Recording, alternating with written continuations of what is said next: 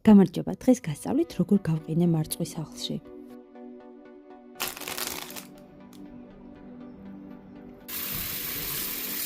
გავრეცხოთ კარგად, მოვაშოროთ მწვანე ფოთლები, გადავიტანოთ შესაშრობად სამზარეულოს ხელსახვედზე და დავაყენოთ დაახლოებით 1 საათი ან მეტი. მოვათავსოთ სპეციალურ გასაყიდ პარკში, აქ შეგიძლიათ რიცხვიც დააწეროთ და ეხლა საწურბის საშუალებით ამოვტუმროთ აერი.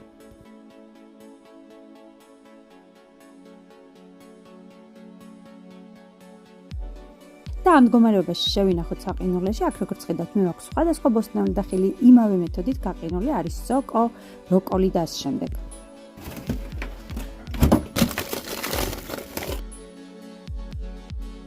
ოცდაოთხი საათის შემდეგ მივიღებთ ესეთ საოცარ მარწყვლს. შეგიძლიათ გაყინული ხილი გამოიყენოთ 6 თვის განმავლობაში. აუცილებლად სცადეთ ეს მეთოდი და გამიზიარეთ თქვენი შთაბეჭდილება.